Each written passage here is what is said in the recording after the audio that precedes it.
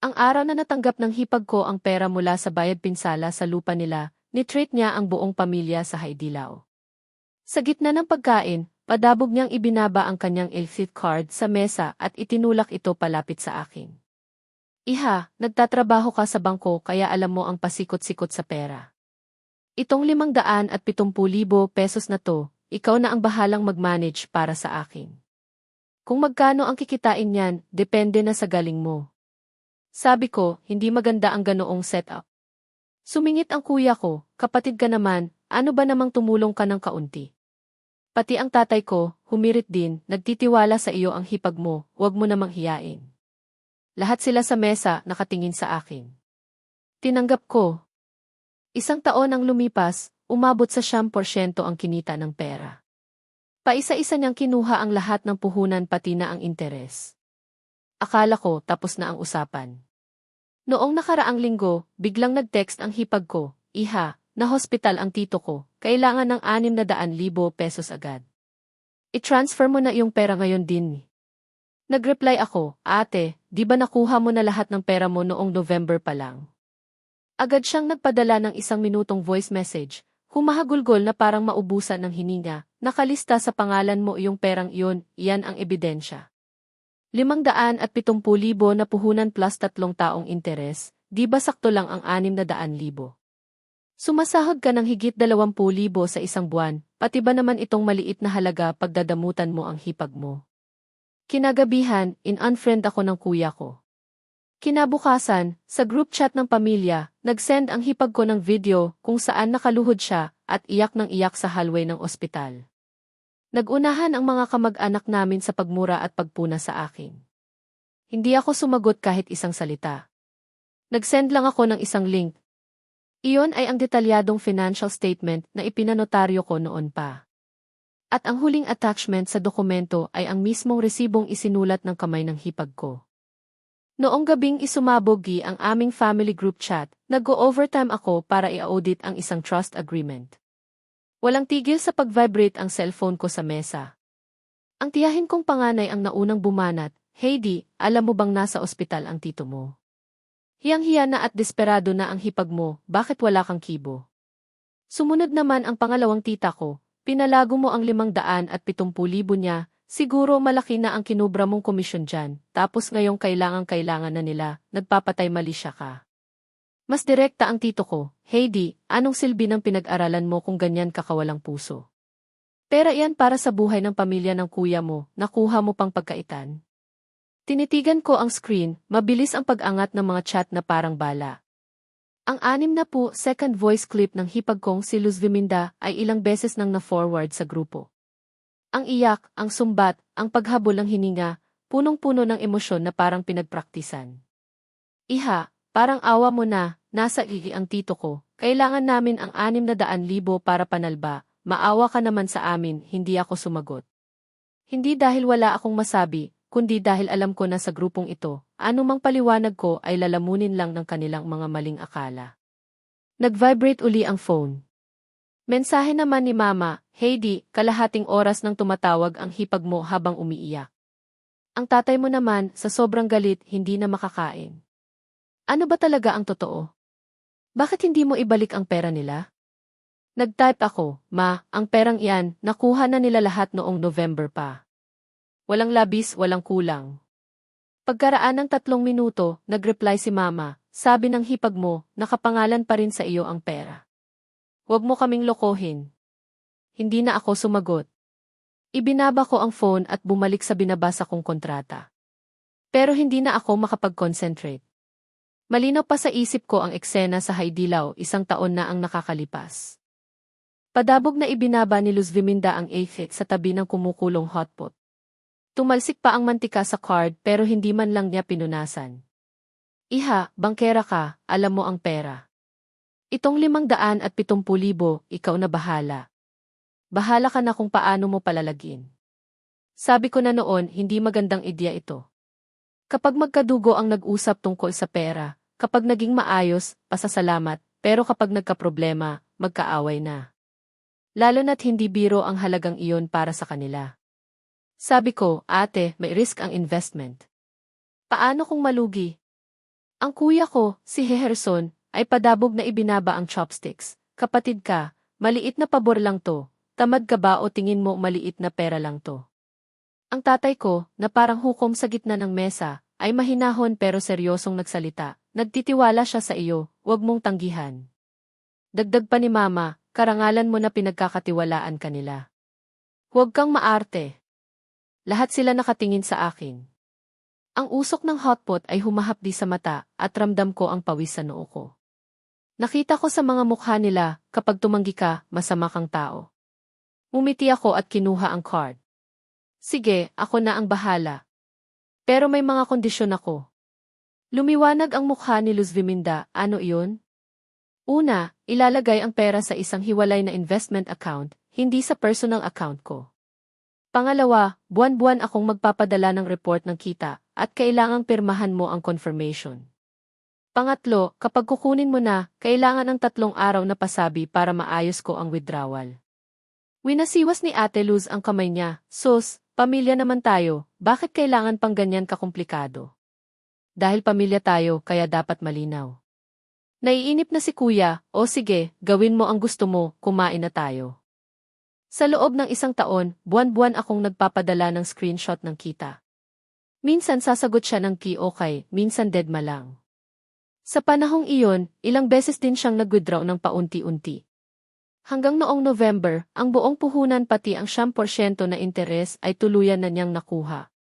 Bawat withdrawal, pinapapirmahan ko siya ng resibo. Minsan nagrereklamo siya, kailangan pa ba to? Hindi naman ako ibang tao. Sabi ko, ate, prinsipyo ko to. Lalaki ang butas ng ilong niya sa inis pero pipirma pa rin siya. Akala ko talaga tapos na. Hanggang noong nakaraang linggo. Ang 570,000 naging 600,000. Ang 1 taon naging 3 taon. Mula sa kikapatid na tumutulong, naging gimalamig na taong nagnakaw ng perang panalba sa buhay. Bandang 11:40 ng gabi, tumawag si Kuya. Heidi, nagkasakit na ang mga magulang natin dahil sa iyo. Ano bang balak mo? Kuya, nakuha na ni Ate Luz ang pera. May mga resibo siyang pinirmahan. Anong resibo? Sabi ni Luz, wala siyang pinipirmahan kahit ano. Huwag mo kaming lokohin ng mga peking papel. Kinagat ko ang labi ko. Kuya, sino ba ang pinaniniwalaan mo? Si Ate Luz o ako? Natahimik ang kabilang linya ng 2 segundo. Kung hindi mo ililipat ang 600,000 ngayong gabi, kalimutan mo nang magkapatid tayo. Itititi. Pinatayan niya ako. Nang gabing iyon, ni-block ako ni Heherson sa Messenger. Ang pangalang kasama ko sa loob ng 30 taon, biglang naglaho. Napahigpit ang hawak ko sa phone hanggang sa mamuti ang mga kuko ko. Hindi dahil sa sama ng loob, kundi dahil ang lahat ng ito ay inaasahan ko na. Binuksan ko ang drawer ko at kinuha ang isang brown folder. Nandoon ang 12 monthly profit statements, 5 withdrawal receipts, at ang financial summary na verified ng notaryo publiko. At sa huling pahina, ang final settlement receipt na isinulat mismo ni Luz Viminda, itiman sa puti, may kasama pang pulang thumb mark. Kinuha ko rin ang calling card ko sa loob ng bag na nakalista doon, Heidi De, Pagya, Attorney at Law, Datica Law Firm. Ang pagtatrabaho ko sa bangko ay sideline lang, consultancy. Abogado ang tunay kong propesyon. Alam ko na darating ang araw na ito. Kaya naman, mula pa sa unang araw, bawat hakbang ko, tiniyak kong mayroon akong laban. Maaga pa lang kinabukasan, bitbit na ni Mama si Papa sa tapat ng pinto ko. Tumunog ang doorbell habang nagluluto ako ng lugaw. Nang buksan ko, ang mukha ni Mama ay parang pinagsakluban ng langit at lupa, habang si Papa naman ay may dalang tingingki hindi ka na natuto. Pagpasok pa lang, hindi pa nakakapagpalit ng tsinelas si Mama ay sumabog na. Heidi, sabihin mo ang totoo, ginamit mo ba sa ibang bagay ang 570,000 na yan? Inilapag ko ang lugaw sa mesa. Ma, sinabi ko na, nakuha na ni Ate Luz ang pera noong nakaraang taon pa. Bakit sabi niya wala pa? Tao yun, hindi naman siguro yun magsisinungaling ng ganoon-ganoon lang. Tiningnan ko lang si Mama, hindi ako kumibo. Umupo si Papa sa sofa at nagsalita, sabi ng hipag mo, nakapangalan pa rin daw sa iyo ang account. Ang kinuha lang daw niya noon ay ang interes, pero ang puhunan ay nasa iyo pa. Pa, pati ba naman iyon pinaniniwalaan nyo? Hindi mahalaga kung naniniwala kami. Ang mahalaga, nasa ospital ang tito niya at kailangan nila ng pera. Kapatid ka, hindi mo ba pwedeng abunuhan muna? Ibinaba ko ang aking kutsara, pa, bakit ako ang mag-aabono? Hindi ko pera yun at wala sa akin ang pera niya. Kung kailangan niya ng pera, hanapin niya doon sa account kung saan niya winidraw. Tumayo si mama sa galit, bata ka, bakit ganyan ka magsalita? Kung may mangyaring masama sa tito niya, kaya mo bang panagutan yun? Ma, anong kinalaman ko sa pagkakaospital ng tito niya? Tito niya yun, hindi ko kamag-anak. Bakit sa akin siya naniningil? Natigilan si mama. Siguro hindi niya inaasahan na ganito ako katigas. 8 taon na siyang kasal sa pamilyang to, anong pinagkaiba ng tito niya sa tito mo? Malaki ang pinagkaiba, ma-fi. Malaki ang pinagkaiba, ma, ulit ko habang mahinahong humihigop ng kape. Dahil ang tunay na kamag-anak, hindi ka nanakawan sa harap ng pamilya. Padabog na hinampas ni Papa ang mesa. Anong ibig mong sabihin? Na magnanakaw ang hipag mo? Si Luz Viminda na nag-aalaga sa amin habang ikaw ay busy sa karir mo. Pa, huwag tayong magbulag-bulagan, sagot ko. Gusto niyo ng katotohanan? Heto. Inilabas ko ang brown folder at inilatag sa harap nila ang kopya ng huling resibo. Basahin niyo yan. Yan ang pirma ni Ate Luz noong November 15. Kasama ang thumbmark niya. Diyan niya inamin na nakuha na niya ang kabuang 621,300 pesos, puhunan plus interest. Kinuha ni Mama ang papel, nanginginig ang kamay. Saglit siyang natahimik, pero agad ding nagbago ang ekspresyon. Baka naman nalito lang yung tao. Sa dami ng iniisip niya sa tito niya, baka nakalimutan niyang nakuha na niya. Nakalimutan? Napatawa ako ng mapait. Ma, 600,000 pesos ang pinag-uusapan natin, hindi barya sa palengke. At tingnan niyo ang easy. Binuksan ko ang screen ng phone ko. Sa family group chat, nag-post uli si Ate Luz ng litrato ng billing statement ng ospital.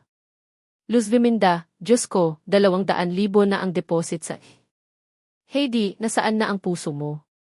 Sabi ng bangko sa akin, yung account na binigay mo ay closed na. Ibig sabihin, kinuha mo ang pera at tinakbo mo na. Doon na nagwala ang mga pinsan ko sa chat. Tinawag akong ahas, salot sa pamilya, at walang utang na loob. Hindi pa natatapos ang gulo sa bahay nang biglang bumukas ang pinto. Pumasok si Kuya Heherson na hapo ang itsura, kasunod si Luz Viminda na namumaga ang mata sa kaiyak. Nandito ka lang pala, sigaw ni Kuya Heherson. Heidi, ibigay mo na ang pera. Ngayon din. Isasampa na namin ito sa barangay kung kailangan. Si Luz Viminda naman ay biglang lumuhod sa paanan ko, sa harap ni na Papa at Mama. Isang madulang eksena na pang teleserye. Heidi, parang awa mo na buhay ng tito ko ang nakataya. Kung galit ka sa akin dahil sa utang ko noon, kalimutan mo na iyon. Pero wag mo namang ipitin ang pera namin, tiningnan ko siya ng diretso sa mata. Ate Luz, tumayo ka dyan. Alam nating dalawa na wala sa akin ang pera. Saan mo dinala ang 600,000 na kinuha mo noong November? Natigilan siya saglit. Kumurap-kurap ang mga mata niya bago muling humagulgol. Anong sinasabi mo? Wala akong kinuha. Kuya, tingnan mo siya, nanggagawa siya ng kwento para lang makapagnakaw. Nilapitan ako ni Kuya Heherson at dinuro ako sa mukha. Abusada ka. Akala mo ba dahil abogado ka ay matatakot mo kami sa mga pekeng papel mo? Alam namin ang totoo. Sabi ni Luz, hindi mo raw ibinigay sa kanya ang login details ng account, kaya ikaw lang ang may access. Ah, ganoon ba ang kwento niya sa inyo? Tumayo na ako. Ang pasensya ko ay sagad na. Kinuha ko ang remote ng TV ko at ikinonekta ang phone ko para screen share ang isang video. Lahat kayo, manood.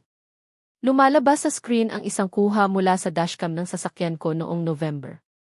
Maririnig ang boses namin ni Luz Viminda sa loob ng sasakyan habang nasa tapat kami ng isang bangko. Boses ko sa video, ate, sigurado ka na ba? Iwi-withdraw mo na lahat. Boses ni Luz Viminda, Heidi. Huwag mo nang sasabihin kay Heherson ha. Ipapautang ko muna to sa kapatid ko para sa business nila sa probinsya. Sabi ko sa kanya, sa'yo pa rin nakatago para hindi siya magtaka kung bakit wala tayong panggastos sa Pasko. Namutla si Luz Viminda. Napatigil ang iyak niya na parang gripo na biglang isinara. Ate, sabi ko habang patay ang video. Hindi lang resibo ang hawak ko. May record ako ng lahat ng usapan natin. May bank records din ako na nagpapatunay na ang tseke ay ipinangalan sa iyo at dineposito mo sa account ng kapatid mo. Lumingon si Kuya Heherson kay Luz Viminda, ang galit sa mukha niya ay napalitan ng pagkalito. Luz, anong ibig sabihin nito? Sabi mo kay Heidi pa rin ang pera. Kuya, hindi na-edit lang yan ng video. Abogado yan, marami iyang alam na pandaraya, pilit ni Luz Viminda, pero nanginginig na ang boses niya. Hindi ko siya hinayaang makahinga. Ipinakita ko ang huling bomba, isang screenshot ng usapan nila ng kapatid niya sa Messenger na nakuha ko sa tulong ng isang tech consultant noong nakaraang buwan nang mahalata kung may kakaiba siyang kilos. Kapatid ni Luz, ate, talo tayo sa sugal. Yung 600,000 na kinuha mo kay Heidi, ubos na. Paano na to? Malalaman ni Heherson. Luz Viminda, hayaan mo, sisisihin ko si Heidi. Akala naman nila sa bangko lang siya nagtatrabaho, hindi nila alam na marami siyang itinatagong pera. Pipilitin nating bayaran niya tayo. Nabalot na nakabibinging katahimikan ang sala.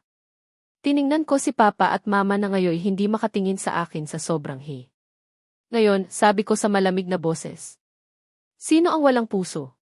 Sino ang magnanakaw? At sino ang dapat humingi ng tawad sa harap ng buong pamilya? Biglang sumabog ang galit ni Kuya Heherson, hindi sa akin, kundi kay Luz Viminda. Pero bago pa siya makasugod, itinaas ko ang aking kamay. Huwag dito sa bahay ko.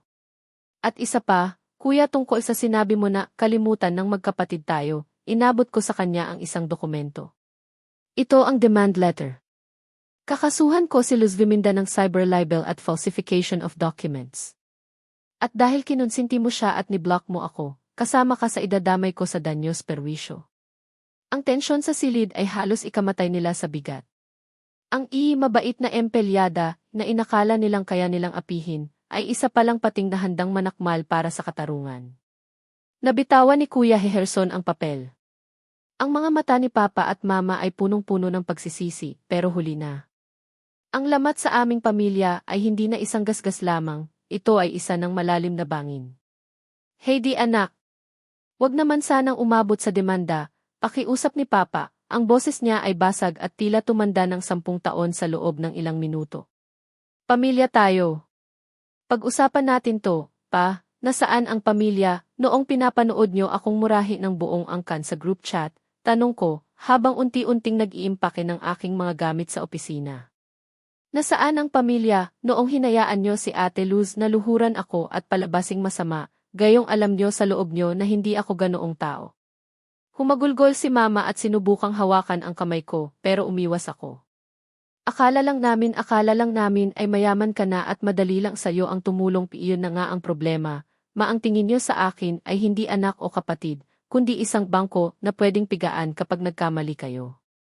Sa huli, hindi ko itinuloy ang demanda. Hindi dahil sa patawad, kundi dahil sa pagod. Pinili kong putulin ang lahat ng koneksyon. Isang linggo matapos ang gulo, namatay ang tito ni Luz Viminda sa ospital dahil hindi na isagawa ang operasyon. Ang buong pamilya ay lalong nagkawatak-watak. Sinasabi ng mga kamag-anak na ako ang dahilan ng kamatayan ng matanda dahil sa katigasan ng puso ko. Ang bahay ni na Papa at Mama ay naging malungkot. Si Kuya Heherson at Luz Viminda ay naghiwalay matapos malaman ni Kuya na pati ang ipon nila para sa pag-aaral ng kanilang mga anak ay naisugal din ni Ate Luz. Ang perang 570,000 na pinaghirapan nila ay naglaho na parang bula, kasama ang danga ng aming apelyido. Isang gabi, habang nakaupo ako sa balkonahe ng aking bagong apartment, malayo sa ingay ng dati kong buhay, nakatanggap ako ng huling text mula kay Kuya Heherson. Heidi, binenta na ni na Papa ang lumang bahay natin para bayaran ang mga utang ni Luz. Wala na silang matitirhan. Maayos ka na ba dyan? Pwede ba silang makitira muna sa'yo? Tinitigan ko ang mensahe. Naalala ko ang saya namin sa bahay na iyon noong mga bata pa kami. Naalala ko ang amoy ng luto ni Mama at ang tawa ni Papa. Pero kasabay nito, naalala ko ang lamig ng kanilang tingin noong gabing iyon sa Haidilao. Hindi ko na naramdaman ang galit. Ang natira na lamang ay isang malalim at tuyong hapis. Hindi ako nag-reply. Pinindot ko ang e-block number. Ininom ko ang huling patak ng aking kape at pumasok sa loob. Ang bahay ko ay tahimik, malinis at payapa. Pero sa gitna ng katahimikang iyon, alam kong wala na akong pamilyang babalikan. Minsan, ang panalo sa katarungan ay ang pinakamalungkot na pagkatalo sa buhay.